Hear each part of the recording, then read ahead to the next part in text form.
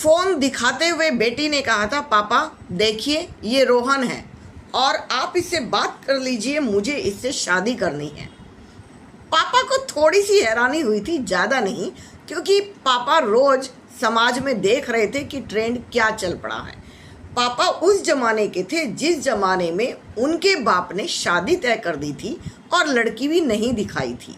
लड़की घर में तब आई और घूंघट जब उठाया तब उन्हें पता चला था कि घूंघट के अंदर कौन है, अच्छी है, बुरी है, काली है, गोरी है, कुछ नहीं पता था। और वो शादी आज तक टिकी भी हुई है और वो घर गृहस्थी को बड़े अच्छी तरह से चलाती भी है, मेरी माँ की बात भी मानती है। मेरे पापा उस जमाने में ऐसी लड़की लेकर आए थे और आज उन्हें कोई हैरानी नहीं थी, क्योंकि ट्रेंड चल पड़ा था कि बच्चे अपने आप शादियां कर रहे थे। ठीक है, तो ये बताइए कि ये लड़का करता क्या है। पापा एक कंपनी में जॉब करता है। तो सैलरी कितनी है? यही लगभग 35-40 के करीब इसकी सैलरी है। ठीक है, तो बात कर लेते हैं, लेकिन मैं ये चाहता हूँ कि इसके मम्मी पापा को एक मॉल के अंदर बुलाया जाए। पहले तो रिश्ते जब तय करते थे तो मंदिर में बैठकर तय किया करते थे, लेकिन मैं चाहता हूँ कि मॉल के अंदर खाना पीना भी हो जाए और बातचीत हो जाए। दिन तय हुआ संडे का, क्योंकि संडे के दिन अक्सर सभी की छुट्टियाँ होती हैं और आसानी से सब लोग एक जगह पर पहुँच जाते हैं। मॉल के अंदर बैठे थे आमने सामने दोनों के माता पिता और बातचीत शुरू हुई। बातचीत शुरू करते करते लड़के के पापा ने कह दिया, देखिए भाई साहब, नाराज होने वाली बात तो है नहीं, बच्चे आपस में सब कुछ तय कर चुके हैं और अनजान भी नहीं है। हमारी तरह तो है नहीं है कि घूंघट खोलेंगे तो पता चलेगा कौन आया है। दोनों आपस में एक दूसरे को जानते हैं, समझते हैं, पहचानते हैं, तो कुछ नई बात तो इसमें करनी नहीं है। कुछ और कहना हो तो बताइए। तभी लड़की के पापा ने कहा, कुछ लेन देन के बारे में बात हो जाए।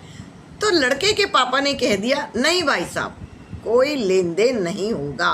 बच्चे अपने आप डिसाइड करेंगे कि उन्हें क्या लेना है, क्या देना है।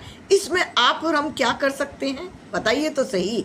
अपनी चॉइस से जब ये सब कुछ कर रहे हैं तो क्या सामान आपकी चॉइस से और मेरी चॉइस से लेंगे?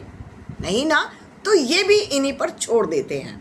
लेकिन मैं एक बात आपसे ज़रूर कहना चाहता हूँ जो मेरे मन के अंदर चल रही है।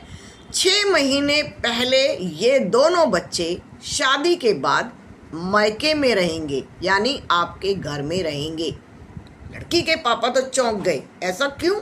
और 6 महीने के बाद ये दोनों बच्चे मेरे घर में रहेंगे, यानी कि लड़की अपनी ससुराल में रहेगी। 6 महीने यहाँ और 6 महीने वहाँ, ऐसा क्यों? ऐसी क्या बात है? ये कंडीशन तो मेरी समझ में नहीं आई।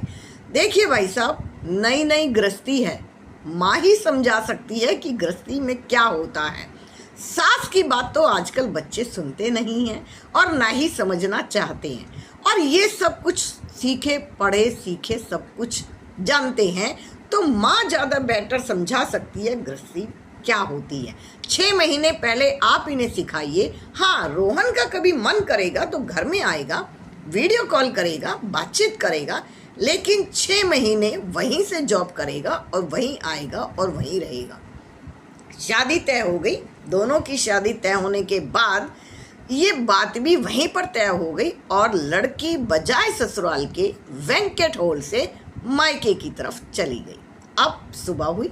सुबह उठते ही जैसे 9 बजे लाडली उठा करती थी, 9 बजे ही उठी। माँ ने कहा, बेटी रोहन को कुछ चाय नाश्ता दे दिया जाए। हाँ मम्मी, बनाओ ना, बनाओ, चाय भी बनाओ, नाश्ता भी बनाओ। बेटा कुछ तुम भी बनाओगे अपने पति के लिए? नहीं मम्मा, ना तो मुझे आता है और ना मैं इन झंझटों में पड़ना चाहती हूँ। रोहन के जाने का टाइम हो गया है, आप इनका लंच भी पैक कर दीजिए, कहते हुए बेटी ने कह दिया था। वही रूटीन कुछ भी बदलना नहीं चाहती थी बेटी। अब 1 महीने के अंदर ही अंदर बेटी की माँ बीमार पड़ चुकी थी, क्योंकि अपनी गृहस्थी संभालना और घर में बेटी को भी संभालना, गृहस्थी का कोई भी रूल रेगुलेशन समझना नहीं चाहती थी बेटी। क्यों? ऐसा क्यों हो रहा था? क्योंकि बेटी की जो एज होती है समझने की और डलने की, वो 20 से 25 साल की उम्र में होती है, ऐसा लोग कहते हैं और बच्चे डल भी जाया करते हैं। पर यहाँ तो 30 और 35 के बीच में आ चुकी थी बात।